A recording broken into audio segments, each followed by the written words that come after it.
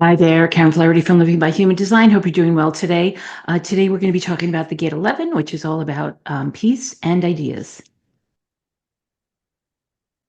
Okay, so we've got the Sun in Gate 11 this week. And it starts on December 14th. It goes until December 19th. And we've got the Earth in Gate 12, which is called the Gate of Caution. So we've got the 11 coming. So they're kind of close together. They've got the 11 coming off the bottom of the ajna over here on the right side. And then we've got the right side looking at it. And then and then here we've got the gate 12 coming off the throat. And in the meantime, we've got the gates 35 is in Jupiter, and I'm sorry, in Saturn. 35 is in Saturn for a while, and the 36 is here in Neptune. And so we've got these will both be here for a little while. So we're going to have, a stretch of this it just started last week, but we're going to have a stretch of the throat and the solar plexus being defined and manifested, actually. So if you're a generator, you're going to feel like more like a manifesting generator, whether or not you usually have the solar plexus defined. And if you're a projector, you're going to feel as if you're a manifester, because you're going to have the throat defined and the solar plexus defined. And together those are create a motor to the throat, which gives us all the energy of acting like manifesting generators or manifestors. And so it's kind of interesting to have that kind of energy around the holidays. Just be aware of that and, do with it as you will, but it will give you a little more throat energy and the ability to speak and be heard more than usual is what it'll feel like. So we've got this transit definition in the throat here, and it's called the channel of transitoriness. It's the gate 35, which is the gate of change, and 36, which is the gate of drama or crisis. And those are both defined. And so they started on December 1st, and as I said, they'll go for a while. I think it's a few months. I'm still waiting to get my transit calendar for next year, for the new year. Meanwhile, the retrograde planets are still Mars, Jupiter, Uranus, and the nodes, and Mercury goes direct on December 16th. We've got the Sun in Gate 11. It's the gate of ideas or peace in the original I Ching. It's a harmonic, and I'll tell you, this is one of those definitions that doesn't make a lot of sense to me, to be honest, but they call it a harmonic condition in the individual society that permits assessment before renewed action. And all I can say is that in relation to ideas, it's really having the idea, getting downloads of ideas basically, and assessing it before you take action, right? So it's having the idea, but not taking action until you're ready to take action. Basically, kind of, living with it or kind of figuring it out or ruminating for a little bit before you actually take the action of the idea. And actually, what I like to tell my clients when they get all these downloads of ideas, especially if you have it conscious in your chart, it's best to have like a notepad around, especially during these days, to be able to write down those ideas, because not every one of them is actionable right now, right? But it might be actionable at some point in the future, and that's what you want to watch for. The incarnation crosses this week are the crosses of Eden, ideas and education, and quantum human design. It's called the conceptualist.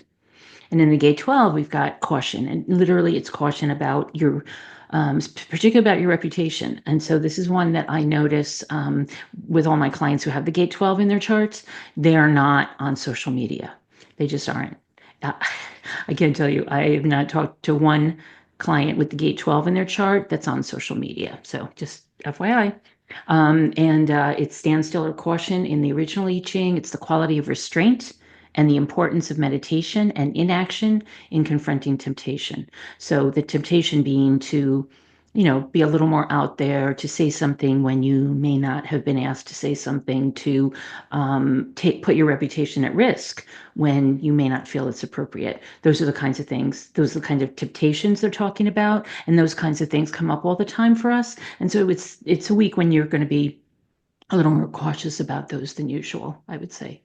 In quantum human design, it's called the channel, because in addition to being restrained, it can also be someone who's actually very good at bringing in the information through the head and ajna and into and out through the throat, basically, or out of your mouth.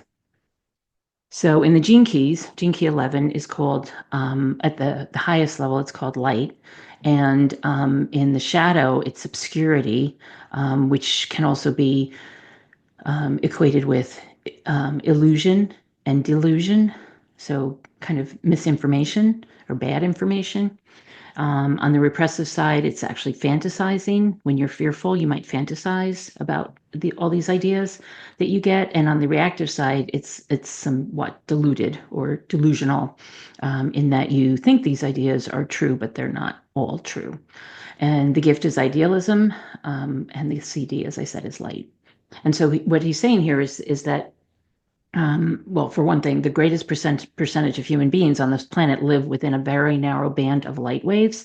And so this is where the illusion and delusion come in, because the bands are very narrow. And so you're not seeing the entire picture, right? You're not seeing everybody's perspective. You're just seeing your own perspective, or maybe a few people's perspective, or your family's perspective, or your church, or your church or your synagogue, or your political party, or your school, or whatever it is. It's a relatively narrow band. You're not seeing everybody's point of view, and it's hard to see everybody's point of view. It's not an easy thing to do, but it does. When we're on the shadow side of this, it can be pretty narrow in terms of the band of light. He also says it's through the 11th gift that the true art of magic is once again returning to our world.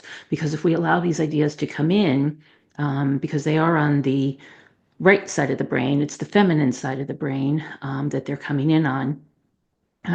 These can be very effective and peaceful ways of thinking, ideas that bring unity as opposed to bringing disunity or disharmony.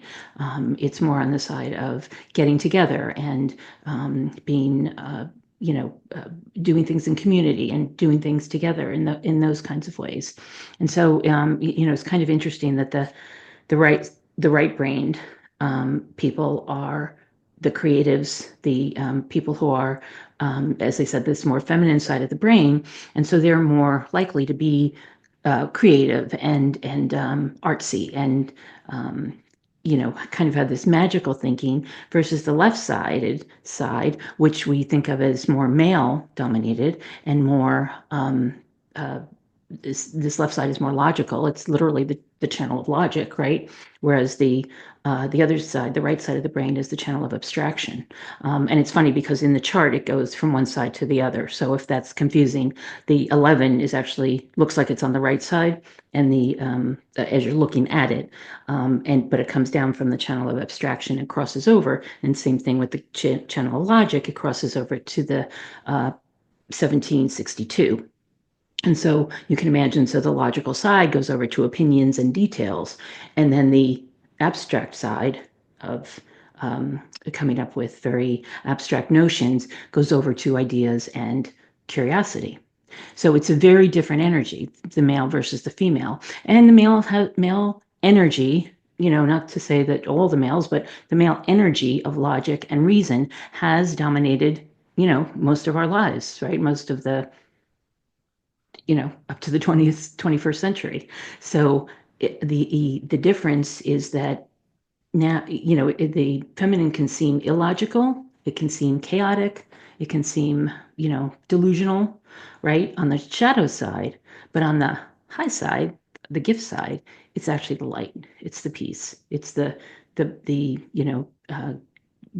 getting away from conflict, getting away from war, getting away from anything that's disruptive, and getting to the peaceful side.